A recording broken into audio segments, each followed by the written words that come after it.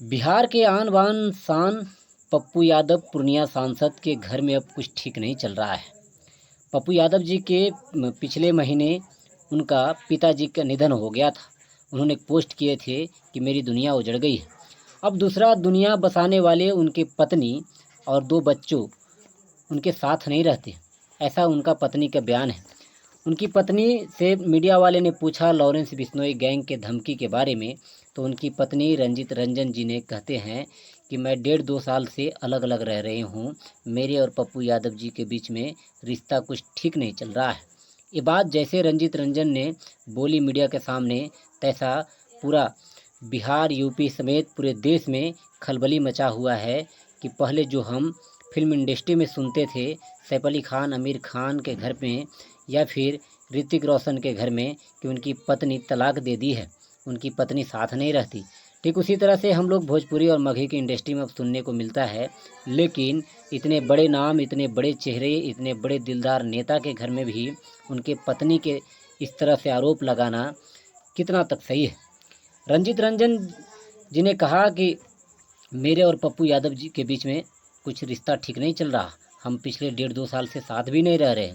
ये इसलिए कहा गया कि रंजित रंजन जी से लॉरेंस बिश्नोई गैंग के धमकी के बारे में जब मीडिया ने पूछा कि इस पर क्या राय है, तो उन्होंने कहा ये लॉ एंड ऑर्डर की मामला है, इसमें हमारी कोई राय नहीं है। उनकी मिली धमकियों के बारे में पप्पू यादव की पत्नी रंजित रंजन ने कही कि मैं इस धमकी से न तो मुझे न तो मेरे बच्चों के कोई लेन देन नहीं है। यानी कि साफ तौर पे कहा कि मैं 1.5-2 साल से अलग रह रही हूँ, पप्पू यादव और मेरे बीच में कुछ संबंध अच्छे नहीं हैं। इससे अंदाज़ा ये लगा रहे हैं क्या पप्पू यादव के पत्नी रंजित रंजन पप्पू यादव जी से तलाक लेंगे।